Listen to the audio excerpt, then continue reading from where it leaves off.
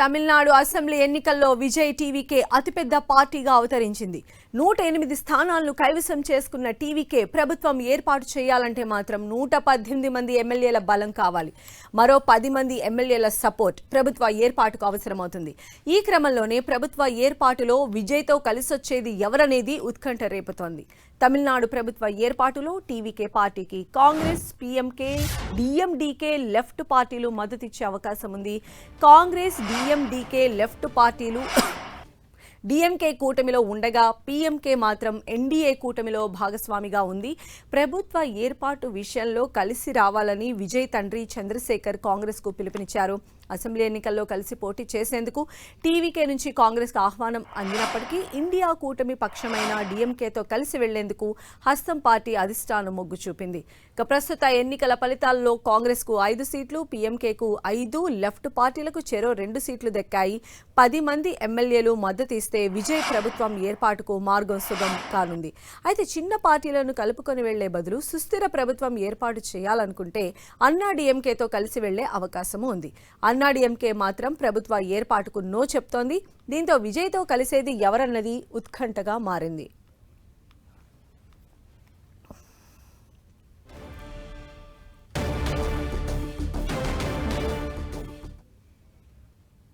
So అధికారం చేజిక్కించుకోవాలంటే కావాల్సినటువంటి 118 magic ఫిగర్కు కేవలం 10 సీట్ల దూరంలోనే విజయ్ ఉన్నారు. మరి ఇప్పుడు చిన్న పార్టీలతో కలిసి ఆయన గవర్నమెంట్ని ఫామ్ చేస్తారా, లేదంటే అన్నా డీఎంకేతో అలయన్స్ పెట్టుకుని ఆయన సుస్థిరమైనటువంటి ప్రభుత్వాన్ని ఏర్పాటు చేస్తారా? అసలు ఏం జరుగుతోంది తమిళనాడు పాలిటిక్స్లో? అంటే ఎలక్షన్ రిజల్ట్ ఎంత ఉత్కంఠ కలిగిస్తోందో, ఇప్పుడు గవర్నమెంట్ ఎలా ఫామ్ అవుతుందనే దానికి సంబంధించి కూడా అంతే ఉత్కంఠ కొనసాగుతున్న నేపథ్యంలో మరిన్ని అప్డేట్స్ అందించడానికి మా ప్రతినిధి మురళి మనకు లైవ్లో జాయిన్ అయ్యారు.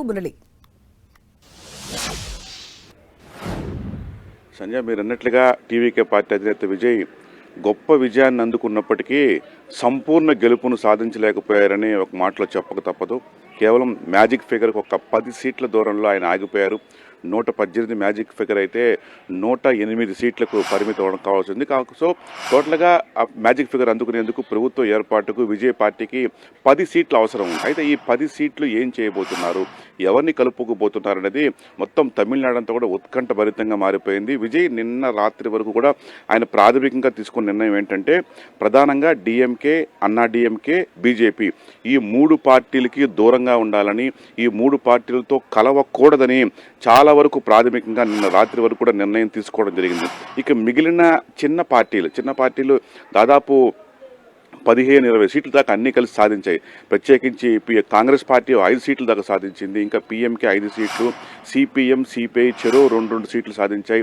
అట్లాగే వీకేసీ పార్టీ 2 సీట్లు సాధించింది. ఇంకా డిఎండీకే, ఇది వరకు విజయకాంత్ పార్టీ డిఎండీకే 1 సీటు సాధించింది. సో ఇట్లా ఈ చిన్న పార్టీలు కలుపుకొని అవసరమైన 10 సీట్ల సాధించుకొని మ్యాజిక్ ఫిగర్ని అందుకొని ప్రభుత్వ ఏర్పాటు పట్ల విజయ్ కొంత సమాలోచనలు చేస్తున్నట్టుగా ప్రాథమికంగా మనకు సమాచారం ఉంది. ఒకవేళ మీరు అన్నట్లుగా తప్పనిసరి బీజేపీ నుంచి ఏదైనా ఒత్తిడి వచ్చి అన్నా డిఎంకేతో కలిసే అవకాశాలు కూడా లేకపోయినప్పటికీ, అంటే అట్లా బీజేపీతో కొంత అన్నా డిఎంకేతో ప్రభుత్వం ఏర్పాటు చేసి ఒక రకంగా కేంద్రం నుంచి ఒక అన్ని రకాల సాయం ఉంటుంది, సంపూర్ణ సహకారం ఉంటుంది, ఒక సుస్థిర ప్రభుత్వం కూడా ఏర్పడుతుంది. కానీ ఆయన మొదటి నుంచి కూడా ఇటు డిఎంకేని, అన్నా డిఎంకేని, బీజేపీని పూర్తి స్థాయిలో వ్యతిరేకిస్తూ వచ్చారు.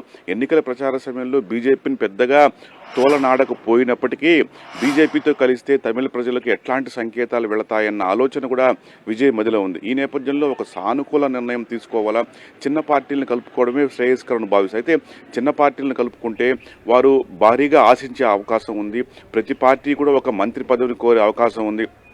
ఈ నేపథ్యంలో ప్రత్యేకించి ముఖ్యంగా కాంగ్రెస్ పార్టీతో కలవడం దాదాపు ఖాయంగా కనిపిస్తోంది. నిన్న సాయంత్రం కూడా ఆ పార్టీ జాతీయ అధినేత అయిన రాహుల్ గాంధీ విజయ్కు ఫోన్ చేసి శుభాకాంక్షలు జరిపారు. దాదాపు 10-15 నిమిషాల పాటు ఆయన విజయ్తో ఫోన్లో మాట్లాడినట్టుగా తెలుస్తోంది.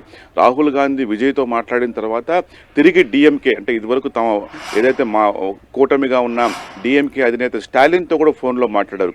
బహుశా రాహుల్ గాంధీ తాము టీవీకేకు మద్దతు ఇస్తున్నట్టుగా స్టాలిన్కి ఏమన్నా ఫోన్లో మీటింగుల్లో చెప్పారేమో, ఒక కూటమి ధర్మాన్ని పాటించి ఆ మేరకు స్టాలిన్కు సమాచారం ఇచ్చి ఉంటారన్న ప్రచారం కూడా జరుగుతోంది. అదే జరిగితే ఇక టీవీకే కాంగ్రెస్ కలవడం దాదాపు ఖాయంగా కనిపిస్తుంది. నిజానికి ఎన్నికల సమయంలో కూడా, అంటే పొత్తులు కుదిరే సమయంలో కూడా టీవీకే కాంగ్రెస్ కలవడం దాదాపు ఖాయమైపోయింది, ఏది ఎన్నికలకు ముందే. కానీ ఆఖరి నిమిషంలోనే ఆ వ్యవహారం పూర్తిగా బెడిసి కొట్టింది. డిఎంకేకు బాగా దగ్గరైపోయిన కాంగ్రెస్తో తాను కలిసి వెళ్లడంతో ఎట్లాంటి సంకేతాలు వెళ్తాయని భయపడిన టీవీకే ఆ మేరకు కాంగ్రెస్ పార్టీని కూడా దూరం పెట్టారు. ఈ నేపథ్యంలో ఇప్పుడు కాంగ్రెస్ పార్టీకి ఇటు టీవీకేకి ఇద్దరికి కూడా తప్పనిసరి అవసరంగా మారిపోయింది ఈ పరిస్థితి. ఎందుకంటే మ్యాజిక్ ఫిగర్ అందుకోవాలంటే ఎవరితో ఒకరితో కలవాలి, లేకుంటే లేనిపోని రాజ్యాంగ అనిశ్చితికి అవకాశం కల్పించినట్లు అవుతుందన్న భావన నేపథ్యంలో కాంగ్రెస్తో కలవడం, అంటే 5 సీట్లున్న కాంగ్రెస్తో కలవడం దాదాపు ఖాయంగా ప్రాథమికంగా భావిస్తూ ఉన్నారు. ఇక మిగిలిన 5 సీట్లు అది ఎవరైనా కావచ్చు, ఇటు వామపక్షాలు సిపిఎం సిపిఐతో కలిస్తే అక్కడికే 4 సీట్లు రావడం జరుగుతుంది. ఇక 1 సీట్ అంటే వికేసీ వద్ద విడుదల కచ్చి పార్టీ వద్ద ఉంది. అట్లేదా డిఎండికే, ఎందుకంటే విజయకాంత్ సినీ నటుడు, ఆయన చనిపోయిన తర్వాత ఆయన భార్య పార్టీని నడుపుతున్నారు. విజయకాంత్ సతీమణి విజయం సాధించారు. ఈ నేపథ్యంలో ఒకవేళ అనేక కోణాల్లో ఆలోచించి డిఎండికే పార్టీతో కలుపుకొని ఆమెని పార్టీలోకి తీసుకొని ఆమెకు ఒక మంత్రి పదవి లాంటిది ఇచ్చినా కూడా ఆశ్చర్యం లేదు.